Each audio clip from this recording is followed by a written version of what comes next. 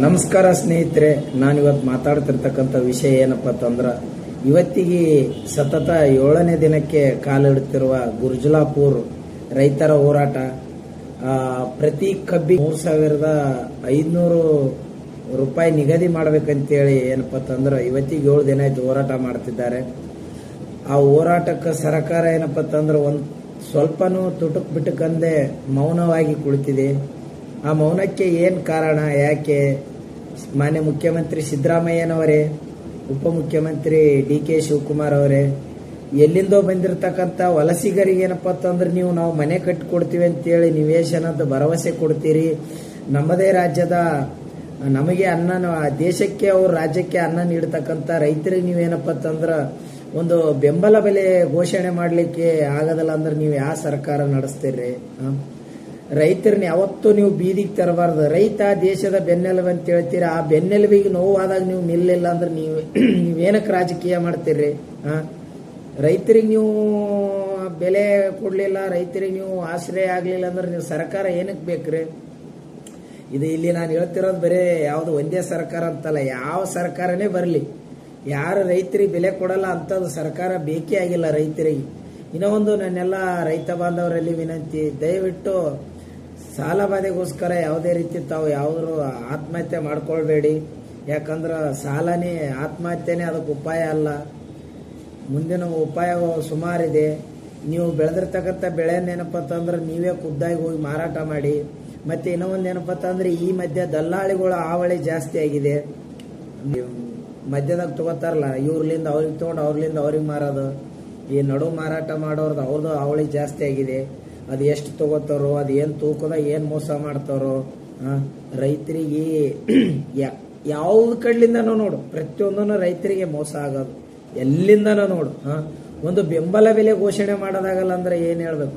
ಒಂದು ಕಡ್ಡಿ ಪಟ್ನ, ಬೆಂಕಿ ಪಟ್ನಕ್ಕೆ ₹1 2 ರೂಪಾಯಿ ಅಂತ ಅಷ್ಟಿಗೆ ಅದಕ್ಕೆ ನಿಗದಿತ ಬೆಲೆ. ಮತ್ತು ದಿನ ಆದಂಗೆ ಮುಂದೆ ಹೆಚ್ಚಾಕ್ಯತ ಹೋಗ್ತದ ಹೊರತು ಕಡಿಮೆ ಆಗಲ್ಲ. ಅಂತರ್ದಾಗ ರೈತರ ಬೆಳೆಗೆ ಯಾಕೆ ನೀವು ಅಷ್ಟೊಂದು ಅಸಡ್ಡೆತನ ತೋರಿಸ್ತೀರಿ? ಇವತ್ತಿಗೆ 7ನೇ ದಿನ ಆಯ್ತು, ನೀವು ಯಾರು ಅಲ್ಲಿಗೆ ಹೋಗ್ತಾ ಇಲ್ಲ. ಮತ್ತೇನೋ ಒಂದು ಸಂವಿಧಾನದ 4ನೇ ಅಂಗ ಅಂತೇಳಿ ಹೇಳ್ತೀವಿ ನಾವು. ಮಾಧ್ಯಮಗಳು ಅಂತೇಳಿ ಹೇಳಲೇಬಾರ್ದು. ಅವು ಮಾಧ್ಯಮಗಳದ್ದು ಕೆಲಸ ಏನು ಹೇಳು? ಸಮಾಜದಲ್ಲಿ ಆಗ್ತಕ್ಕಂಥ ಆಗು ಹೋಗುಗಳನ್ನೆಲ್ಲ ಜನರಿಗೆ ತಲುಪಿಸೋದು. ಸರ್ಕಾರಕ್ಕಾಗಲಿ ಜನರಿಗಾಗಲಿ ಮನವರಿಕೆ ಮಾಡುವಂಥದ್ದು. ನೀವು ಅದನ್ನು ಬಿಟ್ಟು ಅದನ್ನ ಯಾವುದು ತೋರಿಸ್ತಾನೆ ಇಲ್ಲ. ಈಗ ಇವತ್ತು ಹೋಗಿರೋ ಏನೋ ಗೊತ್ತಿಲ್ಲ, ಈಗ 6 ದಿನ ಆಯ್ತು. ಎಂಥದ್ದು ಏನು ಪರಿಸ್ಥಿತಿ ಏನಾಗಿದೆ ಅಲ್ಲಿ ರೈತರದು? ರೈತರು ರೋಡಿಗೆ, ರೈತನ್ನ ನೀವು ರೋಡಿಗೆ ತರಿಸಿದ್ರಿ ಅಂದ್ರೆ ನೀವು ರೋಡಿಗೆ ಬರ್ತೀರಿ. ಅದನ್ನ ಮಾತ್ರ ತಲೆಗೆ ಇಟ್ಕೋರಿ. ಯಾವುದೇ ಕಾರಣಕ್ಕೂ ಮರಿಬೇಡ್ರಿ ಇದನ್ನ. ಯಾವುದೇ ಸರ್ಕಾರ ಬರಲಿ. ಮತ್ತೆ ನಮ್ಮ ರೈತರಲ್ಲಿ ವಿನಂತಿ, ನೀವು ಯಾವುದೇ ಕಾರಣಕ್ಕೂ ಕುಗ್ಗಬೇಡ್ರಿ. ಮತ್ತೆ ಅದಕ್ಕೆ ಹೇಳ್ತಾ ಇರೋದು, ಪ್ರತಿಯೊಬ್ಬ ಒಂದು ಒಳ್ಳೆ ಪಕ್ಷ ಏನ್ ನೀವನ್ನ ಏನ್ ಮಾಡಿರಿ? ಎಲ್ಲ 3 ಜನದು ನೋಡಿ ಆಗ್ಯದ. ಇನ್ನ ಏನು ಒಳ್ಳೆ ಪಕ್ಷ ಯಾವ್ದು ತರ್ತೀರಿ ನೀವು? ಅದಕ್ಕೆ ದಯವಿಟ್ಟು ಈ ಸರ್ಕಾರದಲ್ಲಿ ಮನವಿ, ಆ ರೈತರಿಗೆ ಒಂದು ಬೆಂಬಲ ಬೆಲೆ ಘೋಷಣೆ ಮಾಡಿ, ಅವರಿಗೆ ಹೋರಾಟಕ್ಕೊಂದು ವಿದಾಯ ಹೇಳುವ ರೀತಿ ಮಾಡಿ. ಇನ್ನೂ ಎಷ್ಟು ದಿನ ಕೂರಿಸ್ತೀರ ಅವ್ರನ್ನ ಹೋರಾಟ? ನೋಡಿ, ಇನ್ನೂ ಒಂದು ಯಾವುದೇ ಸುದ್ದಿ ವಾಹಿನಿಗಳು ಯಾಕೆ ಹೋಗಿಲ್ಲ ಅಂದ್ರೆ, ರೈತರು ಅವ್ರು ಯಾರು ದುಡ್ಡು ಕೊಡಕ್ಕೆ ಹೋಗಲ್ಲ. ಬಂದ್ರು ಹೋದ್ರೆ ಎಷ್ಟು ಊಟ ಕೊಡ್ತಾರ, ಬಿಟ್ಟರು ದುಡ್ಡು ಕೊಡಲ್ಲ. ಅದೇ ಈ ಖಾಸಗಿ ವ್ಯಕ್ತಿಗಳು, ಉದಾಹರಣೆ ನಂದೇ ಒಂದು ಏನೋ ಇತ್ತಂದ್ರೆ ನಾನು ಎಷ್ಟು ಕೊಡ್ತೀನಿ ಅದ್ರ ಮೇಲೆ, ಅಲ್ಲಿ ಉಂಡೆ, ಅಲ್ಲಿ ತಿಂದೆ, ಅಲ್ಲಿ ಹೋದೆ, ಇಲ್ಲಿ ಹೋದೆ, ಅಂತ ಬಟ್ಟೆ ಹಾಕಿದೆ, ಇಂಥ ಬಟ್ಟೆ ಹಾಕಿದೆ, ಅಷ್ಟ್ರದ್ದು ವಾಚ್ ಕಟ್ಟಿದೆ, ಇಷ್ಟ್ರದ್ದು ವಾಚ್ ಕಟ್ಟಿದೆ, ಇದನ್ನೆಲ್ಲ ತೋರಿಸ್ತಾರೆ. ಅದರಲ್ಲಿಂದ ಉಪಯೋಗ ಇಲ್ಲಲ್ಲ ಅವರಿಗೆ. ಹಿಂಗಾಗಿ ಸುದ್ದಿ ವಾಹಿನಿಗಳ ಕೆಲಸ ಏನಪ್ಪ ಅಂತಂದ್ರೆ, ಸಮಾಜದಲ್ಲಿ ಆಗ್ತಕ್ಕಂಥ ತಪ್ಪು ಸರಿ ಎಲ್ಲಾನು ಜನರಿಗೆ ತಿಳಿಸೋದು, ಜನರ ತನ ತಲುಪಿಸೋದೇ ನಿಮ್ಮ ಕೆಲಸ. ನೀವು ಅದನ್ನೇ ಮಾಡ್ತಿಲ್ಲ ಅಂದ್ರೆ ನಿಮ್ದು ಇದ್ದನ ಏನು ಪ್ರಯೋಜನ? ಏನು ಉಪಯೋಗ ಇಲ್ಲ. ಹಂಗಾದ್ರೆ ವಾಹಿನಿಗಳು, ಸುದ್ದಿ ವಾಹಿನಿಗಳು ಈಗೇನೋ ಈ ಸಾಮಾಜಿಕ ಜಾಲತಾಣಗಳವ, ಯೂಟ್ಯೂಬು ಇವೆಲ್ಲ ಯುವಕರದಾಗ ವ್ಯಕ್ತಿಗಳು ಆಗ್ತಾರೆ, ಬೇರೆಯವರು ಗೊತ್ತಾಗತ್ತ. ಮತ್ತು ನಿಮ್ಮ ಕೆಲಸ ಏನ್ರಿ? ನಿಮ್ಮ ಕೆಲಸ ಏನು? ಅದಕ್ಕಾಗಿ ದಯವಿಟ್ಟು ನಮ್ಮ ಧರಣಿ ಕುಂತಿರ್ತಕ್ಕಂಥ ರೈತರಲ್ಲಿ ವಿನಂತಿ ಏನಪ್ಪ ಅಂತಂದ್ರೆ, ನೀವು ಯಾವುದೇ ಕಾರಣಕ್ಕೂ ಈ ಸರ್ಕಾರ ಏನೇ ಆಗಲಿ, ಈಗ ನೋಡ್ರಿ, ನಿಮ್ಮನ್ನು ನೋಡಿ ಎಲ್ಲಾ ಕಡೆ ಕೂಡ ರೈತರು ಚಳವಳಿ ಮಾಡ್ತಾ ಇದ್ದಾರೆ. ಈ ಗುರ್ಜಲಾಪುರ ಬೆಳಗಾವಿ ಅಲ್ಲೆಲ್ಲ ಮತ್ತೀಗ 6ನೇ ತಾರೀಕು ಗುಲ್ಬರ್ಗ ಜಿಲ್ಲೆ ಅಫಜಲ್ಪುರ ತಾಲೂಕದಾಗನು ಬಂದಿಗೆ ಕರೆ ಕೊಟ್ರ. ಇದೇ ರೀತಿ ಎಲ್ಲಾ ಕಡೆನೂ ರೈತರು ಪ್ರತಿಯೊಬ್ಬ ರೈತರನ್ನು ದಂಗೆ ಎದ್ದರೆ ಯಾವ ಸರ್ಕಾರ ಯಾವನ ಅಪ್ಪಂದನ ಸರ್ಕಾರನು ನಿಲ್ಲಲ್ಲ. ಇದು ಸರ್ಕಾರದವ್ರು ಏನಪ್ಪದ ಬರೆದಿಟ್ಕೊಳ್ಳಿ, ಇದನ್ನು ಯಾವ ಸರ್ಕಾರನೂ ನಿಲ್ಲಲ್ಲ, ತಲೆಗಿಟ್ಕೋರಿ. ಮತ್ತ ಇನ್ನೊಂದು ರೈತರ ಹೋರಾಟ ಶಾಂತಿಯುತ ಹೋರಾಟ. ಯಾವುದೇ ರೀತಿ ಬಸ್ಸಿಗೆ ಕಲ್ಲು ಹೊಡಿಯೋದು, ಈ ಬೆಂಕಿ ಹಚ್ಚೋದು ರೈತ ಅಂತದಲ್ಲ. ಅವ ತನ್ನ ಉಪವಾಸ ಇದ್ದರೂ ಮರಿಗಿ ಉಪವಾಸ ಸತ್ಯಾಗ್ರಹ ಮಾಡ್ತಾರೆ. ಇಲ್ಲ ಅಂದ್ರೆ ಅದಕ್ಕೊಂದು ಅಹೋರಾತ್ರಿ ಧರಣಿ ಕೂತರಂದ್ರೆ ನಿಮ್ಗೆ ಅದು ಕೂಡ ಗೊತ್ತಾಗುತ್ತೆ. ಅದಕ್ಕಾಗಿ ಪ್ರತಿಯೊಬ್ಬ ರೈತರಲ್ಲಿ ವಿನಂತಿ, ತಾಳ್ಮೆಯಿಂದ ಹೋರಾಟ ಮಾಡಿ. ಇನ್ನೂ ಆದಷ್ಟು ಯಾವುದೇ ರೈತರು ಮೊನ್ನೆ ನೋಡಿನಪ್ಪ, ಅಲ್ಲೇ ಏನೋ ಗೊತ್ತಿಲ್ಲ, ಒಬ್ರು ಯಾರೋ ವಿಷ ಕುಡಿದ್ ಬಿಟ್ಟಿದ್ರು. ದಯವಿಟ್ಟು ವಿಷ ಕುಡಿಯಕ್ಕೆ ಹೋಗ್ಬೇಡಿ. ನೀವೇನಕ್ಕೆ ವಿಷ ಕುಡಿತೀರಿ? ನೀವೇನಕ್ಕೆ ವಿಷ ಕುಡಿತೀರಿ? ನೀವು ವಿಷ ಕುಡಿಬಾರ್ದು, ಅವ್ರಿಗೆ ಕುಡಿಸ್ಬೇಕು. ನೀವು ದೇಶಕ್ಕೆ ಅನ್ನ ಹಾಕ್ತಕ್ಕಂಥ ವ್ಯಕ್ತಿಗಳು, ನೀವ್ಯಾಕೆ ಕುಗ್ಗುತ್ತೀರಿ? ಇನ್ನೂ ಒಂದು ಹೇಳ್ತೀನಿ, ಇನ್ನು ಮುಂದಾದ್ರೆ ಎಚ್ಚೆತ್ಕೊಳ್ಳಿ. ಯಾರ್ಯಾರನ್ನೂ ಆಯ್ಕೆ ಮಾಡೋ ಬದಲಿ ಕಷ್ಟ ಏನು, ಕಷ್ಟದಿಂದ ಬಂದಿರೋ ವ್ಯಕ್ತಿಗೆ ಮಾತ್ರ ಗೊತ್ತಿರ್ತದ.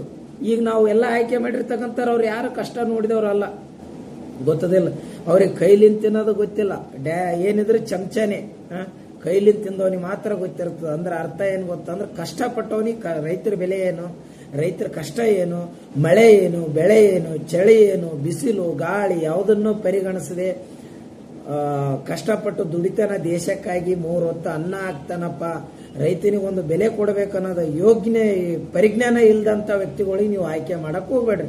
ಇನ್ನು ಮುಂದಾದ್ರೆ ಎಚ್ಚೆತ್ಕೊಳ್ರಿ. ಮತ್ತು ಸರ್ಕಾರದಲ್ಲಿ ವಿನಂತಿ ಏನಪ್ಪ ಅಂತಂದ್ರೆ, ಆದಷ್ಟು ಬೇಗ ರೈತರಿಗೇನು ಅವರೇ ನಿಮ್ಗೇನು ನಿಮ್ಮ ಮನೆ ಕೇಳ್ತಿದ್ದಾರ, ನೀವು ಗಳಿಸಿರ್ತಕ್ಕಂಥ ಆಸ್ತಿ ಕೇಳ್ತಿದ್ದಾರ? ಕೋಟ್ಯಾನುಗಟ್ಲೆ ಆಸ್ತಿ ಮಾಡ್ಕೊಂಡು ಇಟ್ಕೊಂಡ್ರಲ್ಲ, ನಾಚಿಕೆ ಆಗಲ್ಲ ನಿಮ್ಗ ಜನ್ಮಕ್ಕ? ಅವ್ರು ಬೆಳೆದಿರ್ತಕ್ಕಂಥ ಬೆಳೆ, ಅವರು ಶ್ರಮಪಟ್ಟು ಬೆಳೆದಿರ್ತಕ್ಕಂಥ ಬೆಳೆಗೆ ಬೆಂಬಲ ಬೆಲೆ ಇಂತಿಷ್ಟು ಕೊಡ್ರಿ ಅಂತ ಮತ್ತೆ ನಿಮ್ಮ ಹತ್ರ ಭಿಕ್ಷೆ ಬೇಡಬೇಕಾ? ಮತ್ತ ಮಾತೆತ್ತಿದ್ರು ಎಲ್ಲೇನ ಯಾವ್ದಾನ ಹೋರಾಟ ಇದ್ರೆ ಹೆಗಲ ಮೇಲೆ ಒಂದು ಹಸಿರು ಶಲ್ಯ ಟವಲ್ ಹಾಕೊಂಡ್ಗೇಸಿಂದ ಏನ್ ದೊಡ್ಡ ಭಾಷಣ ಮಾಡೋದು. ರೈತ ದೇಶದ ಬೆನ್ನೆಲುಬು, ಜೈ ಕಿಸಾನ್ ಜೈ ಜವಾನ್.